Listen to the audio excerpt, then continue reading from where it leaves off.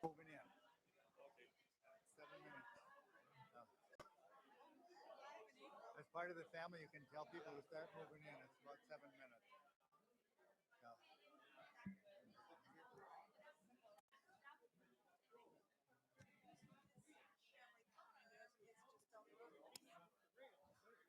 I assume we're staying for the hearing. Wanting us to get in? Moving in. We start.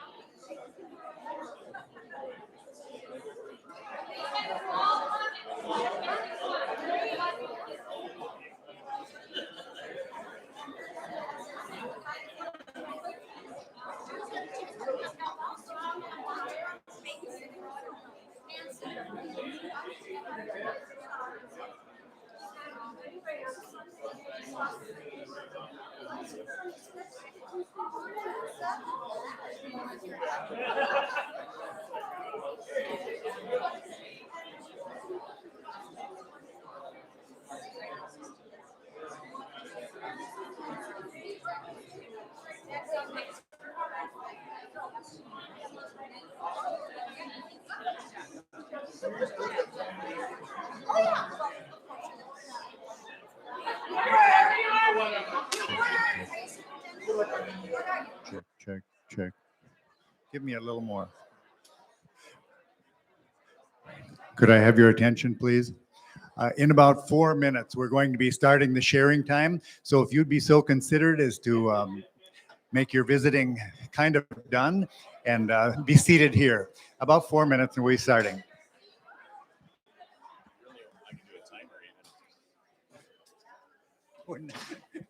Yeah, turn that off.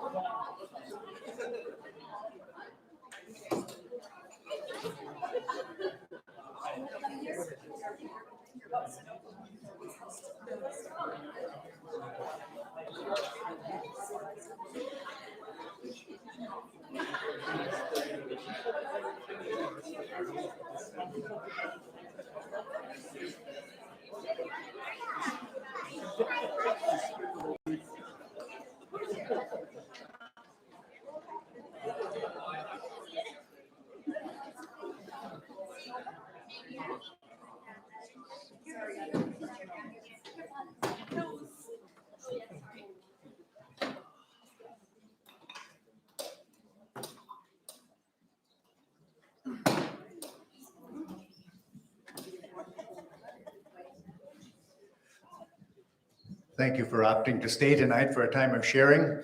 You all know why we are here. You all know we are remembering. I trust that besides remembering Rick Klukken, we also remember his God. And I trust that some of our sharing will certainly direct us Godward as well. In Isaiah 46:9, it says this: remember the former things, the things that were long past. And then he puts a little addendum on that. God does through Isaiah. For I am God, and there is no other. Yes, I am God. There is no one like me. And I think we've sensed that. And I trust that your stories and your remembrances will point that direction. Let's pray. Heavenly Father, we acknowledge that you are God. And in the course of life, you make sovereign choices, which would have been our first choice, at least as we look at it from this side of glory. But thank you that you know. Thank you that you love us. And thank you that you have a provision for us in the life that we know here. But more importantly, in the life that by your grace, through faith in Jesus, we can know forever. We pray now that you'd bless this time. We pray that it would be an encouraging time and a strengthening time, and a time when we look toward the long side of life. Pray in your name, amen. Just one brief announcement.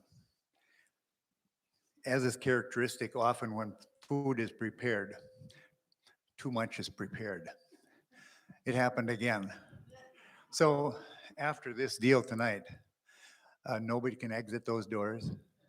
You have to exit through this door and take your allotted share of food on the way. But in all seriousness, there's plenty of food. We'd like you to all to help us eat it. Jerry Larson is a cousin. And Jerry Larson has certainly known Rick a lot longer than I have, and a lot longer than many of you, but not as long as everybody probably. Who was he? You didn't know it all. All right, enough said on that. Anyway, Jerry has a story, but that's just a start. And from here on in, he'll be directing you, and he'll be the one to cut off your story if it gets too long. I couldn't handle that responsibility. So you're on, Jerry.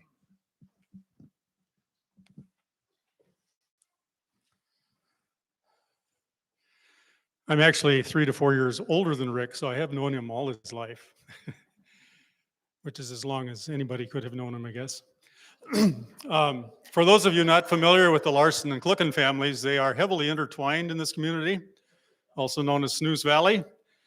Rick and I were first cousins on the Larson side of the family and second cousins on the Klukken side of the family. But there's actually another family here, Myron Larson and his siblings, who were first cousins on both sides of the family. So there's quite a bit of intertwining that's going on between the Klukkens and the Larsons. Since Rick was 3 to 4 years younger than I, when he was a little kid, I was more looking to his brother Gary for entertainment when the family got together, and didn't spend a lot of time with Rick when he was a little kid. But then as he got to be high school age and I got off into my first years of college, we did spend some time doing some things together. You may have noticed a picture up here with the both of us holding a bunch of ducks. And those of you familiar with the Klukken place, there's a mud lake just south of it over to the east here. He and I went down to and actually my brother Sheldon was along too, went down to the south side of the mud lake one fall day, jump shooting mallards and wood ducks out of the ponds down there. And he and I snuck up on this one pond, stayed below the reed level, got up to the pond, peeked up over. There were some ducks out there. And so we popped up to shoot some ducks, and I fired, boom, with my bolt action 12 gauge. And I think he was using his dad's bolt action 16 gauge. And I fired and ejected a shell, and he ejected a live shell. And I fired again, and he ejected another live shell. I think it might have actually happened 3 times. That's all the shells my gun would hold. But then the ducks were gone at that point. And I think I did get a couple of them. But he looked down at the live shells laying on the ground, and it being 52 or so years ago, I'm not sure, I don't remember exactly what he said, but I think it was, with a sheepish smile, something like, I guess I'm not going to get any ducks if I don't pull the trigger before I eject the shells.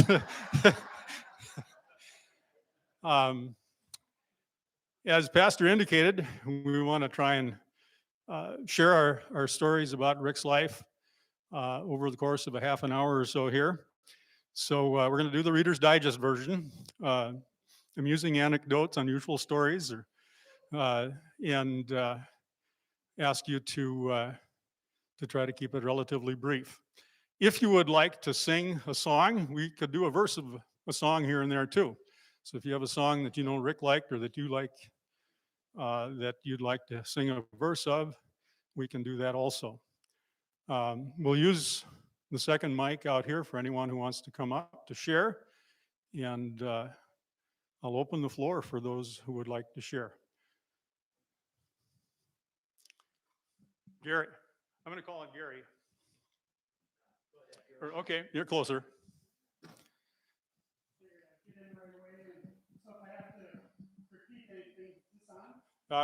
Let's check the. Introduce myself. And where is it on switch? Top, this one here? There you go. All right. You have to be specific with me. Tell me what I need to do. All right, I'm Greg Frank. I don't like the echo. Am I supposed to be closer to this thing now? You can turn me down. All right. Since I'm old, I don't remember what I was going to say now at the beginning here.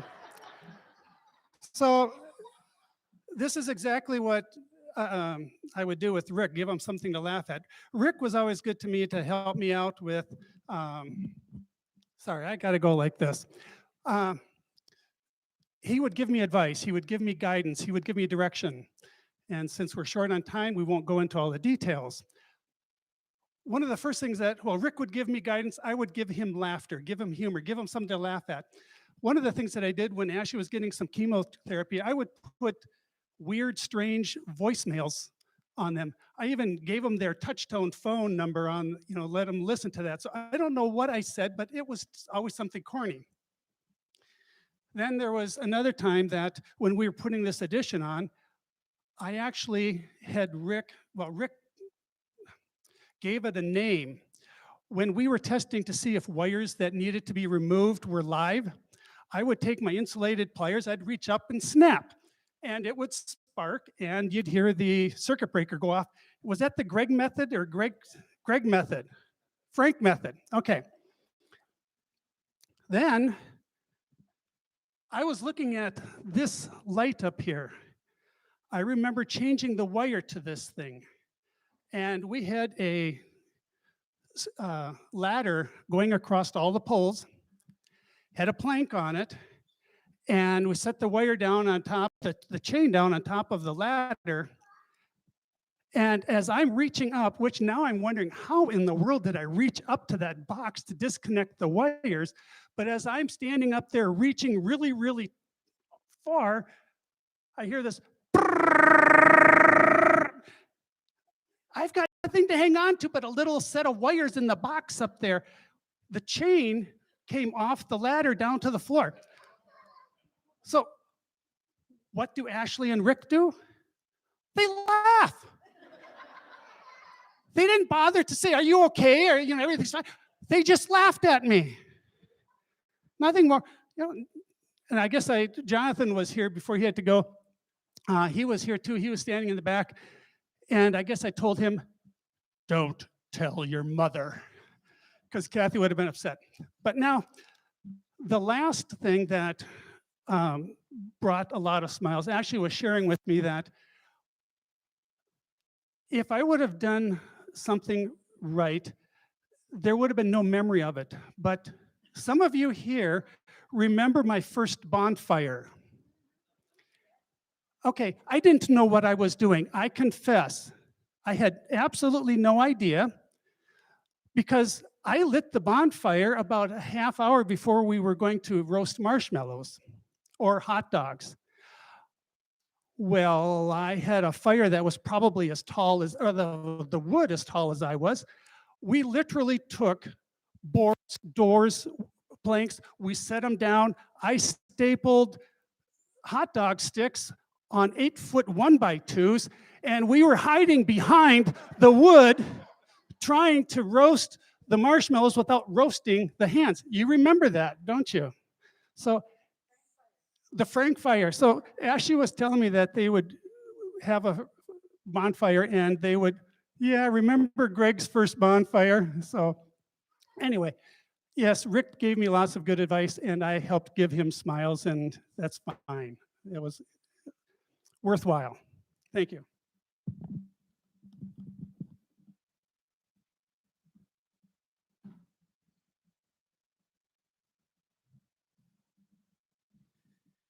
Well, I've got so many stories, but I'm just going to pick out a couple for when Rick was little. Like that? Okay. Rick started out by really disappointing me. My mother was in the hospital in Long Prairie to have a baby, which obviously she did. And my dad had told me, well, you can stay at your Grandpa Larson's, that was Albin and Olga, for a couple, 3 days. Well, being a 10-year-old, I knew that a couple 3, that's 6. And after 2.5 or 3 days, he showed up to pick me up. And I said, but it's not time yet. And he said, no, your brother's home now. And I thought, he's not supposed to be here yet. I still got time with Grandpa and Grandma. And so the house was then infested with a baby. And I do remember things like changing his diaper. I love to tell him that. He didn't love to hear it. And then one other time, he was probably 10, 11 years old or so, and the swamp down below our house would flood in the spring. There was lots of water, and I came home from college, and he and Ron took me down there, and they had made a raft. They had 2 inner tubes and a wooden gate across the top. and a couple of long boards to pole it along.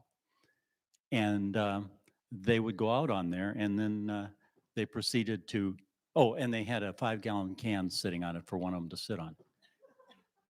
And none of it was tied together.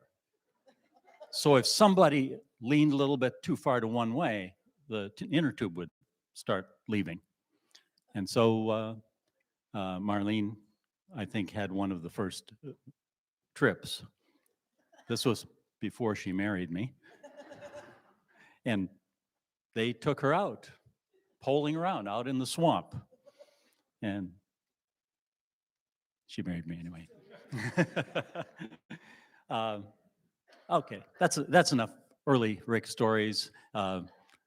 He was the consummate storyteller, as you all probably know. He could take just about anything into a good story, and that was truly one of his many gifts. Thank you.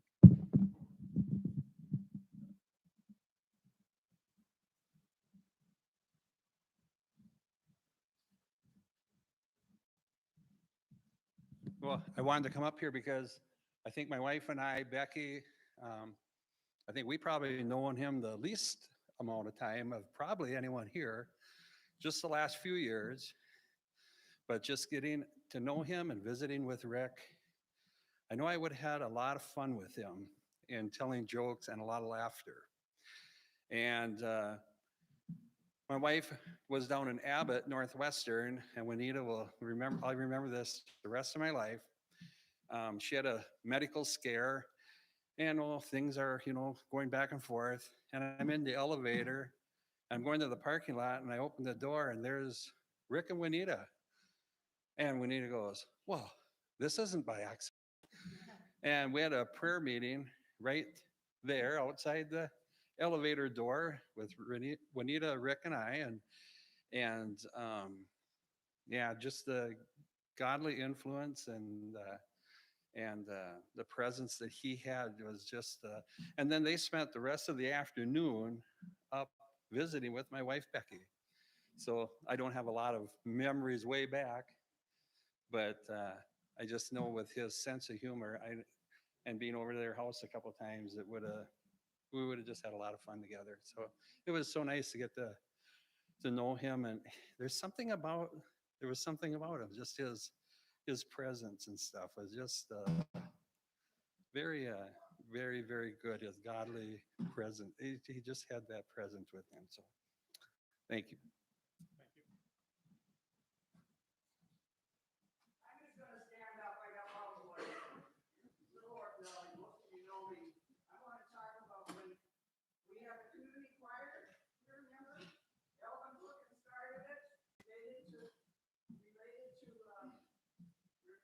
Great uncle. Yes, great uncle. There you go. And we were in the school in the big auditorium, and we were practicing. And there was lots of you, many of you in here sang with us. I mean, anybody could join, whether you could sing or not. But it was good to have somebody like this lady in front of me right here. She's got a good alto voice, and give us pitch and all that. Well, we sang, and he brought in different music and directing and so on, and it was just about the finish of the night. We tried to get done in an hour, but we could have sang all night. We were having so much fun and so positive, and Rick is such a wonderful man. If all men could be like you, Rick, the world would be good right now. It would be so positive. Anyway, he stopped. We're getting towards the end, and we usually have prayer at the beginning, prayer at the end. And he said, "Well, I got it." And he had a smile on his face. He said, "I got to tell you something." "What are you going to tell us?" "Well, the doctor gave me a bad diagnosis when I was there to see him," he said. "I have to tell you, I have brain cancer." "What?" We all almost fell to our knees. We all started crying, and he just kept his composure and finally pulled us all together and said, in body and mind, and said, "God has given me an infirmity, but God is with me, no problem." And that's the attitude he took through the whole thing. And every time you met him afterwards, he gave you a hug, chatted a little bit with you, and you always left feeling better after you saw this man than when you first met him? Can you sing a verse of Life with the Flores? Remembrance, thank you. Sing before you do. Like a river glorious is God's perfect peace, over all victorious in its right increase. Perfect yet it floweth over every day. Perfect yet it floweth deeper all the way. Stayed upon Jehovah, hearts are fully blessed, finding as he promised, perfect peace and rest.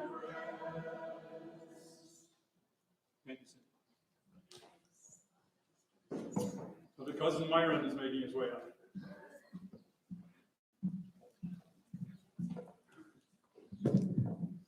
I wasn't going to say anything, but when we sang that song, I have no choice. That's the Larson family song. Not sure why it was that way, but we had family reunions summers, hundreds of us together. And that song we always sang. Are we? We'll know the words better, maybe, huh? What a sweetheart.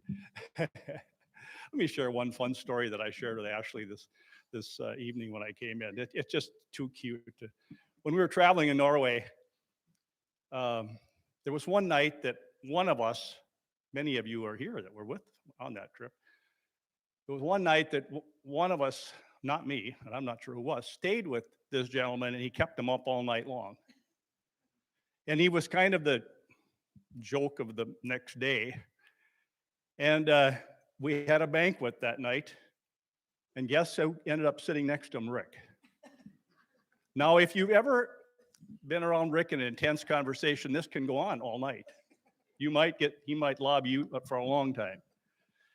Well, Alan and Ashley and I were standing there, and Ashley makes the best comment I've ever heard about his dad. He said, "This man finally met his match."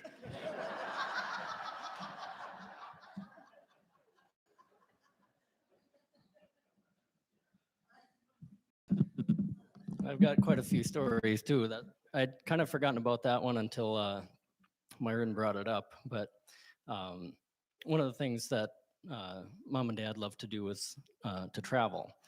And I think it was right after, shortly after I finished college, they invited me to go down to Mexico with them. So we were staying at this resort, which was poorly lighted. Which was great because one of the things that many of you may not know about my dad was that he loved the stars. He loved being out and, looking at constellations. And so that was something growing up that around here, we'd always be out looking at that. And so he was really excited to be that much farther south and see some different stars and whatever. So the one evening we were on our way back from having had supper, and mom and dad are walking a little bit ahead of me, hand in hand, and walking across this open area. And about half a step in front, I realized that dad doesn't realize the pool is right there. And so they're hand in hand. And I watch as my dad walks down into the pool, but the stairs were there, so it was a slow descent into the pool. And my mom was walking right along the edge, so she's holding his hand as he fell into the pool. And it took most of the rest of the day,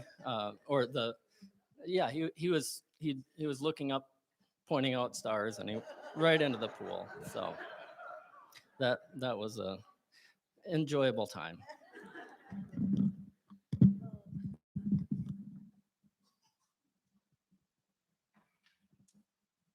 Well, the funny thing was about the hotel room then, all the dollar bills had to be hung on, and the wallet had to be hung up, and the shoes and the socks and the shirt and everything, because he was soaked. And I knew it was coming, it's like, you couldn't even say,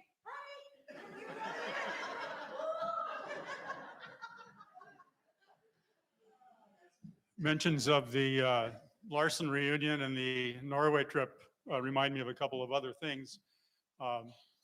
In August of 2000, Rick was going to be our speaker on Sunday at our Larson reunion. And it so happened that Rick and his family lost their mother in a car accident unexpectedly, just very shortly before that. And so those of us that were setting up that reunion weren't so sure if he wanted to actually speak that Sunday. But we talked to Rick, and he certainly wanted to speak. He had something to share. And that Sunday was a blessing to all of us as he shared from his heart. I don't remember particularly the content of it, but I know that, like you said, when he announced to the choir that he had brain cancer, he was very calm and collected and just shared the gospel from his heart, and we were all blessed. The other piece in Norway was that when we had our men's choir concerts in various places in Norway, usually one of us would share something during an intermission. And on one occasion, Rick shared about his then very recent first bout with brain cancer. And the crowd was hushed and just enthralled with the story that he had to tell of God's preserving his life and bringing him through that and granting him additional years. And yeah, he had a message to tell, a message to share, and he did it very well. Anyone else want to share anything or have another song you'd like to sing together? It's Marlene.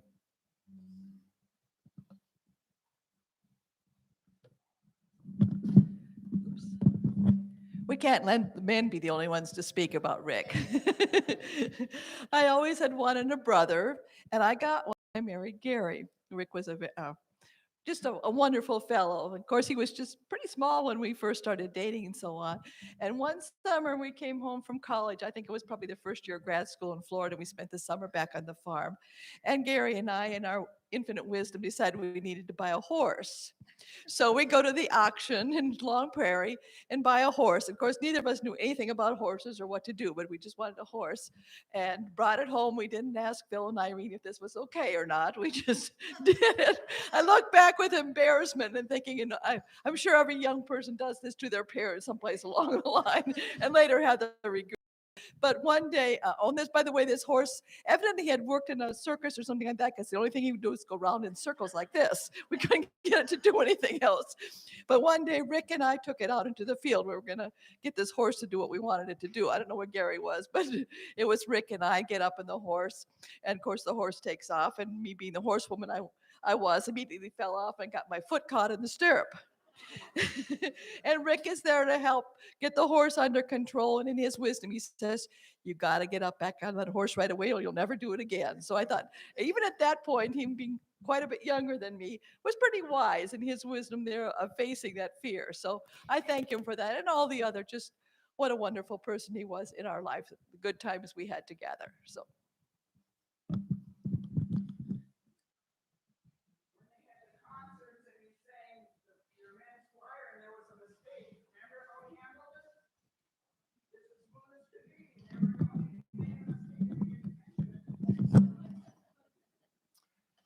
I'm going to bring this back to LaRue, my sister and Rick's cousin too. Hi.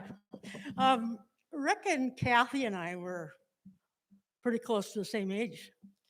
And so I can talk about some of our young life together.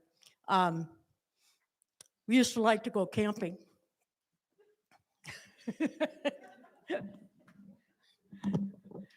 And so we would go down in the pasture down by an old car that was sitting there and put up our tents. And Rick was the cook. he knew what to do because he had gone camping a few times with his mom and dad. And I remember one time we walked over there. We were living a mile across the country from Kathy and Alan. And so Cindy and Sheldon and I and Verna came one time. And then we walked across Donnie Moss's place. It was Irvin's at that time, Irvin Hoyam. And we met Kathy and Alan, and then we kept walking, and we walked another couple or mile or so. We got the Ingwelson driveway, and we had to sit down and have some cookies. And then we walked another mile or so and got to Rick's. And Rick and Ron were with us. And we went down in the pasture. One time we went to a pasture that was right across from Grandpa Larson's place. And Rick's parents picked us up to go swimming at Fairy Lake. See, if you know what I'm talking about, you're from this area, right? Okay. And we found out afterwards that Grandpa Larson had decided he was going to come and see us without us knowing. So he walked over there. He thinks we're all in the tent, and he says, "Boo!" And then he looked, and there was nobody in there. Anyway, we had a lot of fun when we were kids. And we went skating, ice skating in winter, and on the mud lake, been talked about before. Anyone else?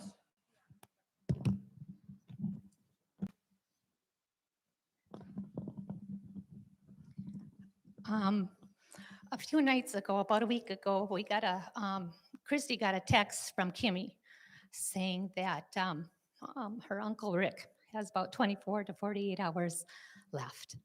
So I sent a group text of our family, and they started texting how much Rick and Juanita meant to them.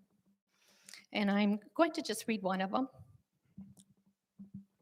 And this is for all of us.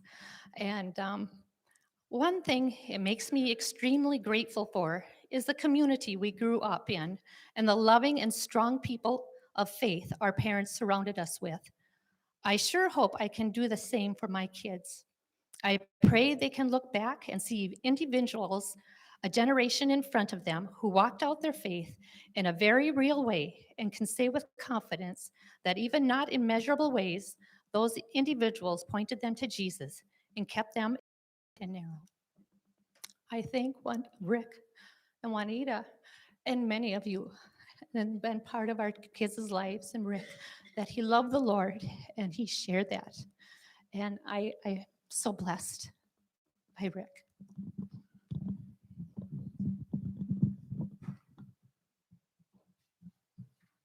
Don Moore. Yeah, just one or two more. We're coming up past 8 o'clock now. As you were talking about moving back here, Rick, Lauren Kennison, and Ron Klukken and I went out to Promise Keepers the second time they had it out in Boulder. And if you've ever been on a long trip in a small vehicle, you should have been in a bus filled with guys and no air conditioning for a 950-mile trip. We all needed showers really bad by that time. But one of the things that Promise Keepers were about is being men of integrity. He lays there. And another thing, that's how we got started on our Tuesday morning prayer breakfast and Bible studies 20-some years ago. And so far we've read through the Bible 3 times. We're speeding as fast as we can, but it takes us about 7 years each to get through it. And also, at one time when I first moved into this congregation, became part of it, it seemed like it was kind of sluggish. And there was two spiritual spark plugs that came, and their names were Juanita and Rick. And ever since then, we've been a locomotive on a path to God. And thank you, Juanita, and thank you, Rick.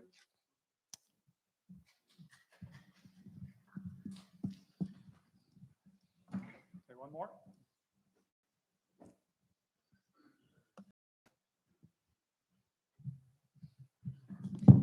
Good evening, everyone. I'm Juanita's sister, Becky, and don't have really a Rick story, but I was told this week. I saw it in an email. Rick passed away on Saturday morning, as most of you know, and I was told, just know that I love looking for eagle's nests. And today coming here, sorry, from Fergus Falls, we found 5 eagle's nests. Okay, and when my husband and I go to the lake, we always count eagle's nests. Well, the story is that Rick passed away Saturday morning. Saturday afternoon, an eagle came to the window, the living room window at Juanita's house, where Rick always sat, watched the birds, this and that. And Ashley looked and found, well, he saw it, Cheryl saw it, Juanita saw it. It was an eagle, a real eagle. And they did a little research. It was a golden eagle that came and looked in the window and then took off. So to speak. So just take of that whatever you want, but it's a story about one of God's special birds.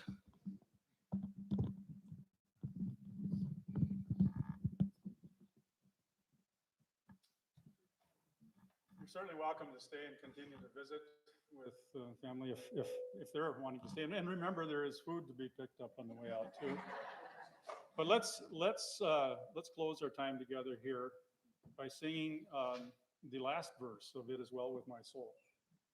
Then, Lord, haste the day. You're gonna look for a page, I guess. Okay.